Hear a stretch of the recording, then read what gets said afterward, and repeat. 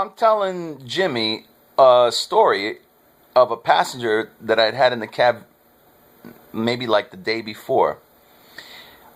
The passenger I was taken to the airport was heading back to England. I said, "I take it you're married?" She said, "Yeah." And I had something on my mind about that had just happened to me that sucked. I was one of two guys that this girl was, that were vying for the affections of this one girl. And we were waiting and waiting and waiting for her to make a decision. And then finally she calls me back and goes, "I finally made up my mind. You're going to have to look elsewhere. I picked the other guy." And now I would think that most people that go through that would think that they're the best person. And if you end up on the short end of the stick, you probably say to yourself, she picked wrong. And I was using a terminology that's thrown around in baseball when people are looking for the best draft picks. They're looking for the 5 tools: on base percentage, bats for power, gold glove, steals the bases. And there's another one. And I asked the lady, at first I told the lady, and I'm telling Jimmy this story, mind you, that this woman who spurned me, she pretty much had the 5 tools. And I said, "When you got married, did you find the man with the 5 tools?" And she surprised me with her answer. She said, "Yes and no." She goes, "I did get the 5 things I was looking for, but then afterward I realized I should have asked for 25 things." She goes, "And furthermore," she goes, "I got about 5 to 25 things that I did not want in that person as well."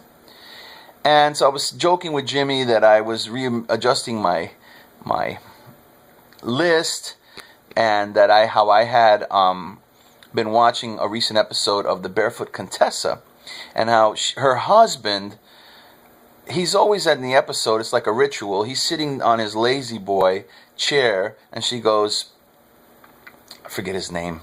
She goes, "Oh, it's time to eat now." And he goes, "Oh boy," he gets all excited. I was thinking to myself, I didn't include that on my list originally of the things that I wanted. And Jimmy Cliff starts laughing with that, and he goes, "Be careful what you add to that list." I said, "Really?" He goes, "What happens," he goes, "is that sometimes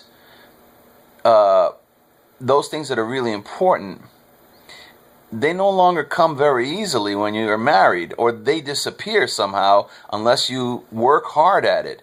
And I said, "Jimmy, I don't know your body of work very, very well, but out of all the music that you did across the years, is there any one that really specifically talks about this unrequited love, or talks about love in general, that you could point out to me that I could share with the readers?" And he goes, "The one that I have right now that's out, that's the hit." He goes, "The current hit of mine, #1 on the reggae charts all over the world, is called Blessed Love." And I just felt, wow, it was really something how God put the two of us in the cab together on this subject. And then his song happens to be topping the charts right now, and it's about love. So I want to share it with you. It's here below. Cool, no?